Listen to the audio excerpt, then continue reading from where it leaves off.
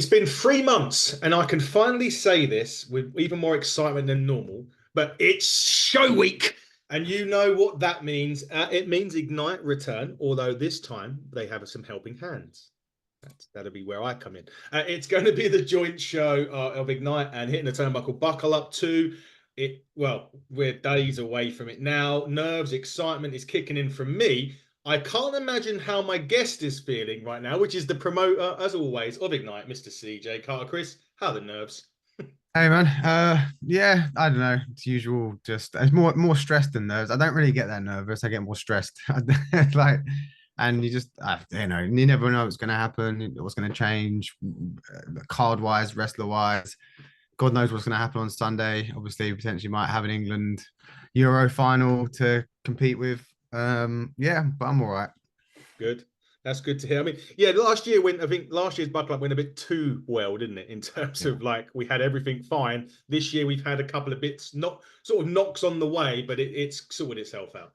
Yeah, I mean, last year was probably the smoothest run show I've ever done in all my years. I couldn't believe it. Like nothing, literally everyone was booked ahead of time. No one pulled out. Nothing changed. The match order that we wanted to have was exactly the match order it ended up being. Not, everything just worked perfectly. The timing was great. Obviously, this year, we've had a few pullouts. We've had to make a few changes. We've lost a Yeah. few people along the way for various reasons, which is pretty standard because you've seen enough of the shows now to understand that Yeah. it's quite rare that you have a show where you don't lose someone along the way. But I think we've done pretty well with bringing other people in, making the changes we need to make. Obviously, we booked the date in like last September or whatever it was, and did not take into account at that point that the Euros was going to be finished on Sunday. So there's that to kind of contend with potentially. But yeah, I mean, as long as nothing else goes awry between now and Sunday, it's there's nothing that's not fixable. I think so. We'll be all right. Definitely so. Touch. I haven't got any wood to touch Uh, around where I'm sitting, so use my head for now as a touch wood on that. Buckle Up in general, I think we've called it. I don't know. I don't know if we put words in your mouth, but we call it the WrestleMania of Ignite or whatever you want to call it. yeah. What does it mean to you though to have this kind of event of this stature? What does it mean for Ignite to be putting on a show the magnitude of this? Yeah, it's huge. I mean, obviously, you came in last year, and it was our first show together.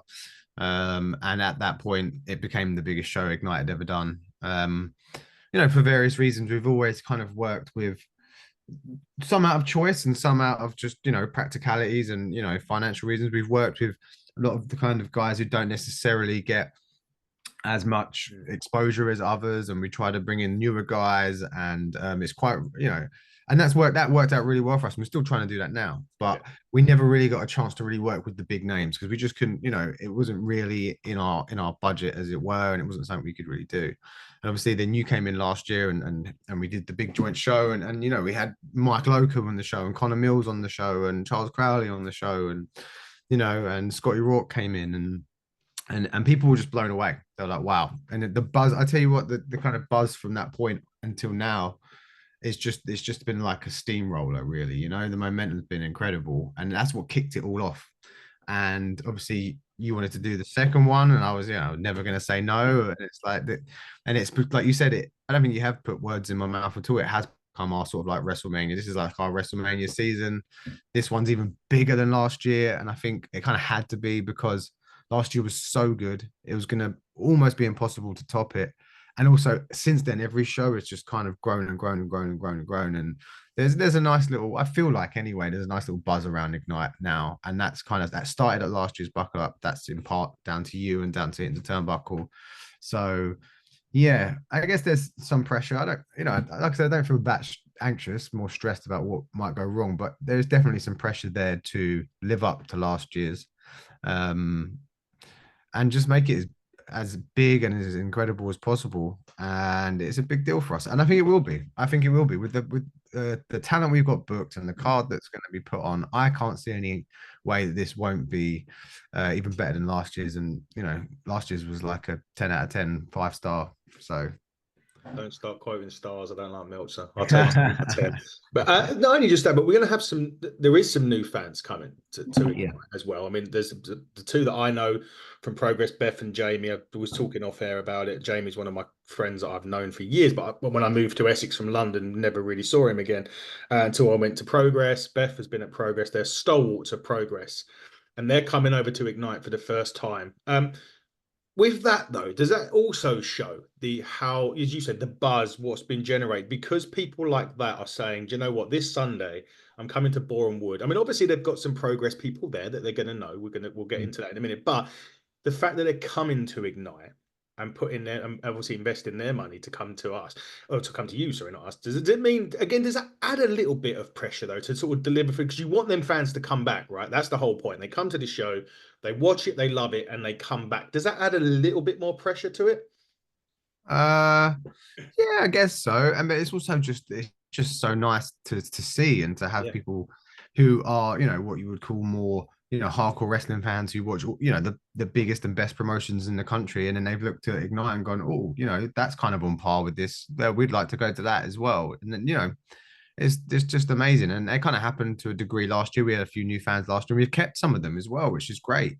And hopefully that will happen again this time. And that's, yeah, again, like that is because of you, and that's because of hitting the turnbuckle. We couldn't do it without you. And you said us, and you're right. No, it is us. It's not just me. This is us, right? This is our show. This is our show. And yeah, and it wouldn't be what it would be without you and without hitting the turnbuckle. I mean, I don't think we would have ever been able to bring in that kind of section of fans. We have, Ignite has kind of a very different fan base, and it kind yeah, of always has. It's quite local, it's family orientated, and we love that. But it's actually nice also to get that kind of section of like more wrestling fans in as well, and have a blend of both. I don't think it can't hurt to have more fans and who yeah. love wrestling, right? So it can never be a bad thing. So yeah, we do need to impress. I think we do need to put on an incredible show and make sure they want to come back, and prove that we can be up there with the big boys, with the Rev Pros and the Progresses and the TNTs and the Sov Pros and the Norths, and all of those amazing promotions. Yeah, so let's do it. Let's show them that we can hang with them. We'll show. Don't worry, we will. Let's get into matches now. There's one going to come on my screen, which you've probably seen already. So I can now reveal. I know you've got a picture, but for everybody at home, this is what you can see. This is what they're going for. This briefcase right here is Call Your Shot. It's kind of a start of a joke. You've got a girthy rhino, you've got a werewolf or a sheep wolf, you've got Taylor, you've got a monster in Real Cruise, you've got like a Welsh rapper in Jay Joshua, and then you've got Twat. It's kind of like, Yeah, it's or a got everything, right? spectacular trickster, whatever you want to call him. But these six guys are going for the Call Your Shot briefcase, which gives them a chance to either go for the Hitting a Turnbuckle Championship or the Ignite Wrestling Championship. And I look at those people and I think, I mean, look at that. You've got the people like Kid Lycos too making his debut. He's going to entertain and wow the fans. You've got Will Cruz, who made such an impression Yeah. last time he come in. Jay Joshua's been brilliant for us, made his Rev Pro debut just this past weekend and blew the house down from what I've been hearing. Taylor and Jack have got a story going of their own. And of course, you've got the trickster himself right behind me, Mr. Crowley. For Yeah. me, for someone that's kind of been on the periphery of championships, but he's kind of been vocal, but not as vocal recently, which is Taylor. And in this match, really, if Mhm. anyone's going to win it and go for the championship, this really needs to be Taylor. Yeah, I mean, if he wants to really back up some of the stuff he's been saying over the last 2 years and Yeah. prove why he wants to go it alone, which is the reason he's not with Jack anymore, and the reason the rebellion isn't going at Ignite anymore. This is really his chance to prove it. And if he can't prove it here, like, where does he go from here, really? Do you know what I mean? Because him and Jack were an incredibly successful tag team, probably one of the best in the country. They were killing it at Ignite, but he's decided, like, no, don't want any more of that. He's pushed Jack away. And this is his chance to, I guess, prove to himself, if no one else, why that was, the right decision. And if it doesn't pay off, where does he go from here? Especially if it was Jack to walk out with that briefcase. Imagine, imagine talk about things going the wrong way, and blowing up in your face. But so yeah, there's all that going, and I'm sure Jack is going to want to be going for that briefcase as much as Taylor is. He's going to want to prove why, you know, he shouldn't have been overlooked. And actually, I think Jack had his like coming out party in the last show, to be honest. Yeah. You know, as I said, I think Rebellion one of the best tag teams in the country, but even I was blown away by how good Jack was as a singles in that match. So there's that whole underlying theme in this one. But then look at the talent, look at the other four in this match, you know. If those one of those two wants that briefcase, they got to get through Will Cruz, who is just he's just a beast, isn't he? He's gonna like you're gonna have to think that several people are gonna have to try and team up on him to get rid of him out of this match. And then, like you said, people have been asking for him back since the day he was there. He wrestled Mike for the Hit the Turnbuckle Championship, who just about slipped through with a roll up and got out of that one with his title somehow. But everyone's been asking for Will since that day. Kid Lycos too, one of the top names in the country, coming in for his debut. If he could take that briefcase, could definitely see him going on and winning the title. Jay Joshua, who's already had his title shot, wants another one. Obviously, this is his chance to get another title shot, and he's fast become, completely connected and ingrained in with the Ignite faithful and is part of Ignite now. And Crowley, who is someone I personally love and have been trying to bring into Ignite multiple times. We had him at last year's Buckle Up for the first time as a big debut. We tried to have him back, and it doesn't always quite work, but he's here. He's back for this one, and I know that he would like to be back some more. And if he could be walking around with a briefcase in his hand, then what better reason than to be back at Ignite after this and stay around. And also, this is a gauntlet match, and we did this for the breakout final last year, and people loved it. And it's a bit of a chaotic one. It's a bit different. Two people are going to start out every 90 seconds. Someone else comes in, pinfalls or submission for elimination. Last man standing walks out with a briefcase. So it's a little bit of a different one, and one fans seem to really enjoy. So. Definitely so. And Will Cruz also went to NWA and had a dark match as well. So that shows. There you go. So I mean, it's just stacked with talent. This just match alone. Yeah. It's just full of main eventers. So it certainly is. I'm really looking forward to that match as well. Another match that I'm looking forward to, because there's a big story behind it, and it's gone behind me right now, is the ladies. Now we've to hold of everyone the story is Sapphire came in. She attacked Artemis on the way to the building from one show, which prevented Artemis from competing. So so then Sapphire had to go against, what was the girl's name again? The mind boggles. Lunatrix. Lunatrix, thank you. Come in very much last minute. Sapphire, well, literally, unfortunately, made quick work of Luna in that. Yeah.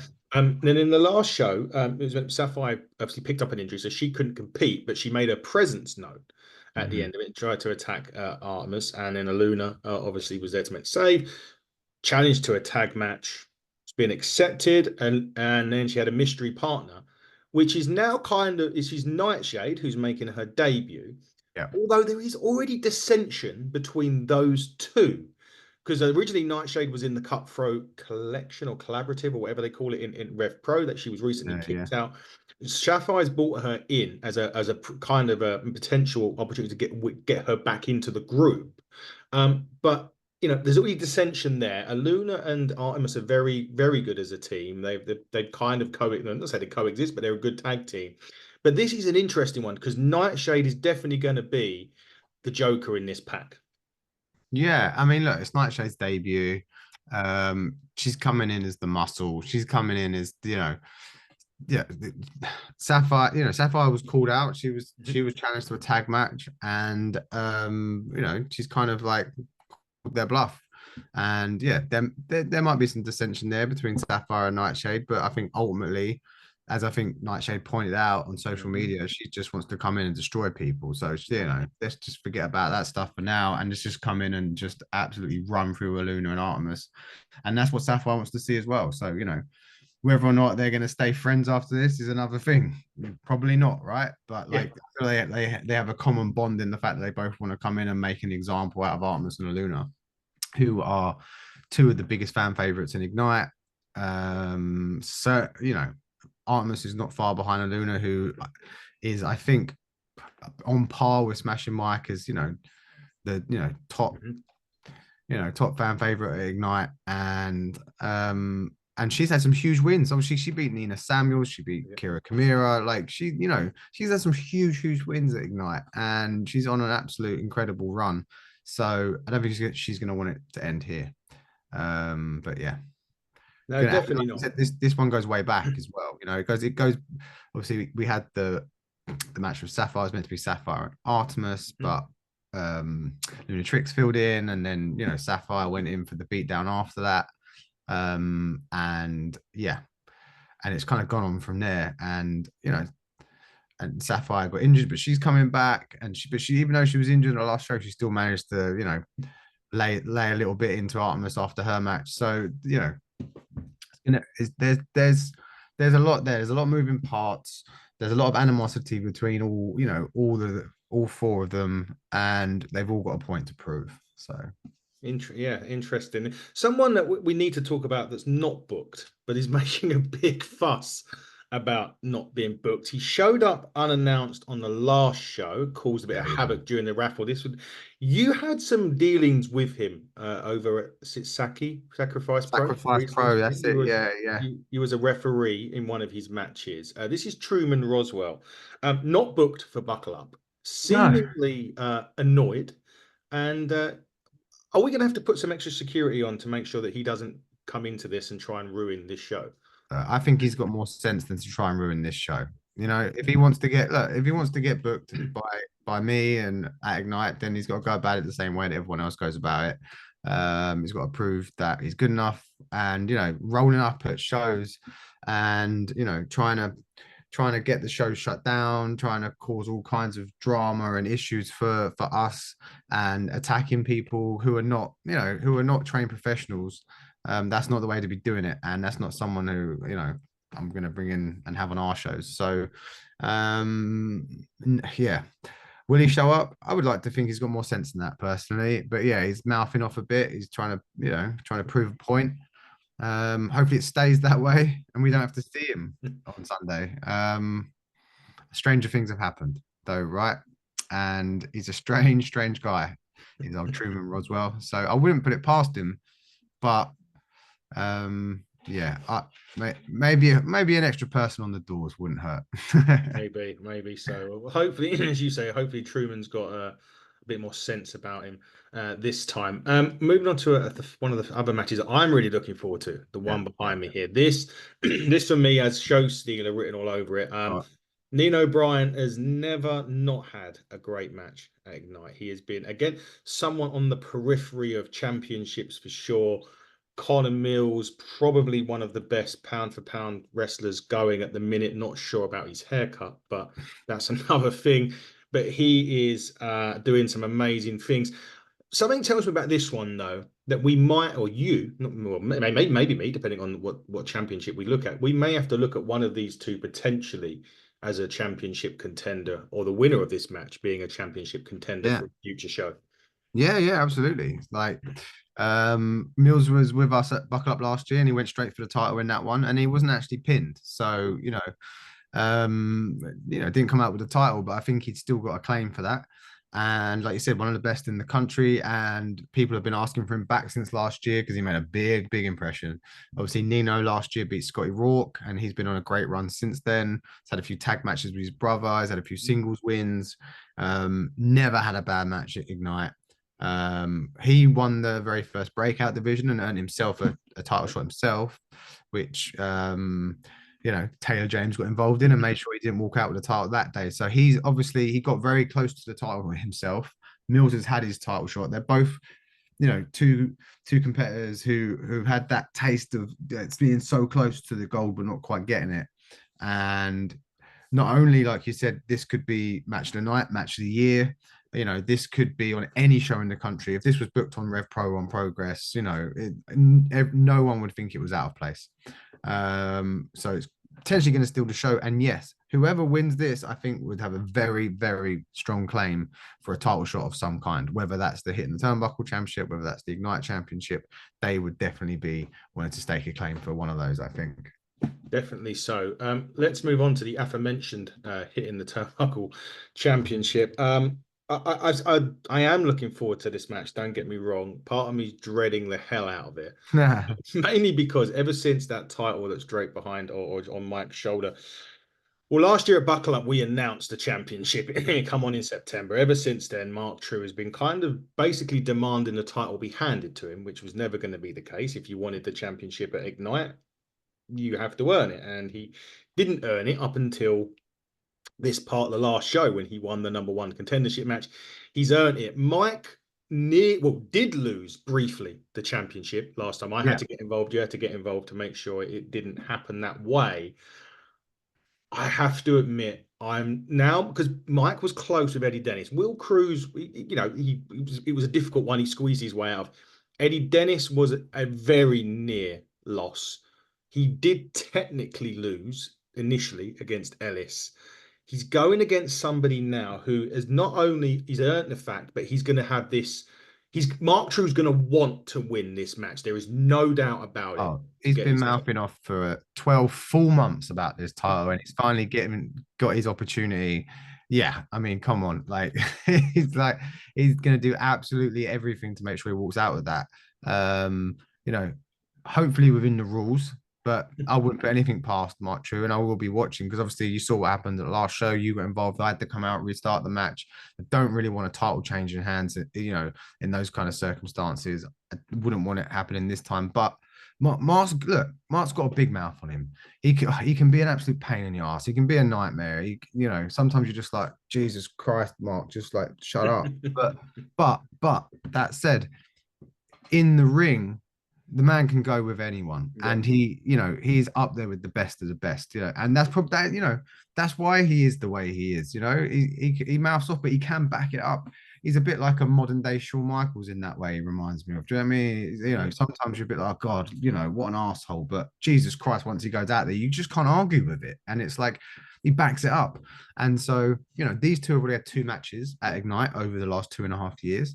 Both were instant classics. And Mike walked out victorious on both of them. So, look, he's going to have a lot to prove in this match because not only does he want to back up his claim that he should be the champion, he's also got a point to prove that he can't lose 3 in a row to Mike. He just, would he even be able to come back and show his face at Ignite again after losing 3 in a row to Mike, after mouthing off so much and then not winning the title that he thinks is his? So I'm sure it'll be another classic of, a trilogy of these two. And I honestly couldn't predict this one. I honestly can't. Like, Mike's been champion for 10 months. He's been a great champion. He's beat all different types of people coming in. Will Cruz, big, huge, like beast of a guy who's come in and absolutely destroyed Mike, but somehow Mike slipped out of it. Had a great kind of technical match with Eddie Dennis, who like came within a whisker of taking the title, but again Mike kind of slipped out of that one and walked out with the title. Had a great match with Ellis, with some outside shenanigans from Blanche and title shots and but after getting involved in that one, Mike's managed to come out with the title again, and he in his own right is a great competitor. So 10-month long reign as champion, trilogy of matches between these two. Mark wanting to stake his claim as the real Hitting the Turnbuckle champion. There's just so much going on here, and and also look, how long have these two been going at each other? But attacking, Mark's coming in and attacking Mike in matches. Mike's come in and interfered in his tag match with Lacey and the Bryants back in February, cost him his match. It's just been back and forth. Now it finally ends this Sunday. It's going to be a great one. Going to be a good one, but God, my life, if Mark ends up winning that title. We're never going to hear the end of it, either of us. So we're not.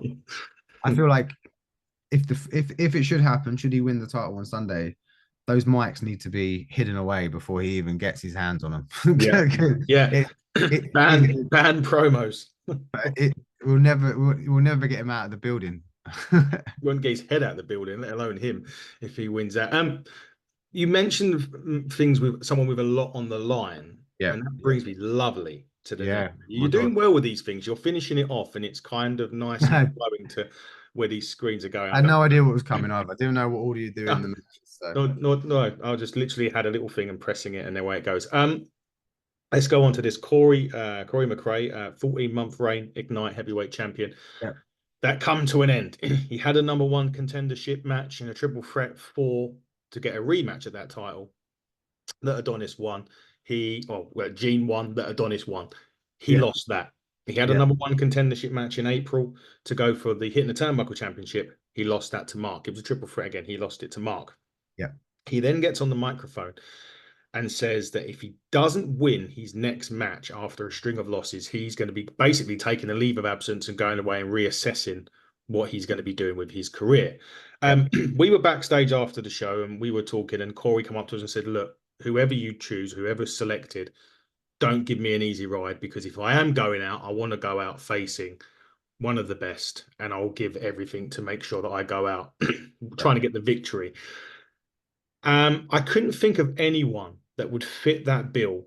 It's a guy that has literally been on. He is probably right now the best wrestler in the UK, in my opinion, right now. He's probably one of the hardest hitting wrestlers in the UK as well. Northwest Strong's Luke Jacobs, Ignite debut. He Yeah. could put Corey out of Ignite, at least for the time being. High stakes in this one, but we didn't disappoint in giving Corey a name that I think would suit him down to a T, though, in terms of the wrestling. Yeah, it doesn't get any bigger than this. Obviously, you can talk about titles, and they are huge, and there's no taking away from that. But someone's career, I think, probably it outweighs even a championship. And like you said, Corey said if he can't get the job done this time, then he's looking at walking away, and that could be for good.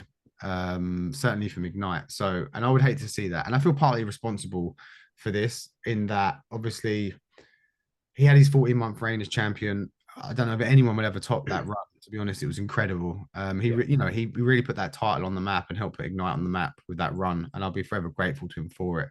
But he felt like he should have had a title shot. He should have had his title shot straight away. His rematch clause, but I didn't give it to him, and I had reasons for that. And he wasn't the former champion. That's the problem. That was the problem in my mind. Gene was the former champion. Gene beat him, and then Gene got cashed in on. So Gene is the one with the rematch clause, which I'm sure we'll get into, right? But so I gave him a chance to earn his title shot back. That's what I thought was probably that was the best I could offer him. Gene in my mind, Gene was the one that deserved the instant rematch, not him, unfortunately, just because of the way it went down. And he didn't win that. And I think maybe that really got to him. That really did get to him. That not only he didn't get his rematch, but he couldn't earn it himself for whatever reason. He just couldn't get the job done in that match. So we gave him another chance to go for the turnbuckle championship, the Hitting the Turnbuckle title. He couldn't get the job done there either. And obviously he's starting to think, hang on a minute. I was champion for 14 months, unbeaten for that entire stretch. And now all of a sudden, not only do I not get my title shot, I can't even get the job done in two number one contendership matches. It's like, where am I going? What's going on here? Have I lost a step? Am I not as good as I used to be? Do they not see me as the kind of the same wrestler that I was when I was on that 14-month run? Like, is it time to call it a day? Is it time to take a break? There's a lot going on with Corey at the moment. And like I said, I feel partly responsible for that. But as you said, he doesn't want an easy ride. And he said if he can't get the job done on the next match, that's 3 losses on the bounce after a 14-month running champion. And he just isn't willing to accept that. And that could be the last we see of him. And you threw Luke's name into the hat because, as you said, you feel like he's the best wrestler in the country at the moment. That could be debated. He's certainly either one, one or two or three, or he's up there in the top 3 in the country. And I'll, happily sit here and say, yeah, probably you're right. Probably is the best in the country. You could, give a couple of other names in there, I'm sure, but he's certainly up there. And what I don't think is arguable, actually, is that he's the hardest hitting wrestler in the country right now. You might be able to throw a few other names in. Well, maybe this person's the best. Maybe that person's the best. And it's like, but yeah, hardest hitting for sure. And, one super strong style recently as well. And he's got his title shot coming up very soon for Progress. And I'm Ref Pro. Yeah, there you go. It doesn't. I think this is for me the kind of the equivalent of when we had Oku come in last year. Oku was at that. Look where he is now. He's even got. He just won the Repro title at that point, and he's now traveling the world and selling out arenas in Mexico, and that was huge for us to have him last year. And this is the kind of equivalent this year, I think, having Jacobs come in. So what a massive match for Corey. And oh look, I don't want to like not, you know, I don't want to be biased here or, you know, but I don't want to see the end of Corey. Like, you know, I don't want Corey to have to walk away. So I really hope he comes out of this one with the victory that he so badly wants, and he can go on and maybe earn his way back to the title shot again, because I don't want to see the end of him. But yeah, it's not going to be easy getting through Jacobs, that's for sure. And I think on the, you know, whatever happens in terms of the result, again, this is another match of the night, match of the year contender. This, you know, this whole card is just full of them. And it'd be, as a fan, you know, taken out of the fact that I'm a promoter, as a fan, this is one I just want to sit down and watch as well. So Yeah, you mentioned Super Strong Style. That match could grace Super Strong Style if it was oh, ever easy, put on, easy. for sure. Great. It would be great to see Luke. It would have been better in different circumstances if we didn't have a match of this magnitude. But it's also one of those matches that doesn't need a title, if that makes Oh, sense. absolutely. Get those, and Exactly. you get one of them. But speaking of championships, Mm-hmm. I'm just finding the graphic. Bear with me. There it is. Here he comes. Right. We go to the main event. Adonis is behind my head. Adonis Payne has been champion since November. He cashed in his opportunity on that man right there, Gene Money.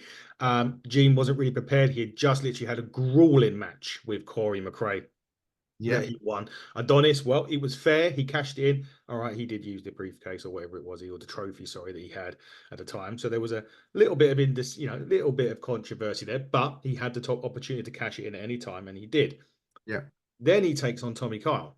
No, he beat Jay Joshua first. That was a bit controversial. I think it was a low blow in that one. I think if I'm right in thinking something like that. Anyway, then he takes on Tommy Kyle, the absolute maverick. And again, there's a controversy in that one. I think he may have used the belt again in that one to He beat used the Tommy Kyle. belt, he used the low blow, and he used the ropes. So it's like So there you go. So this is how this match, for those of you new ones that are coming, this is how this match got put together. It was a case of Tommy Kyle realistically deserves a rematch because he's been shafted, for want of a better phrase. yeah, Gene Money was a former champion anyway, so he needs a rematch for the championship yeah. because he only just won it before Adonis cashed it in.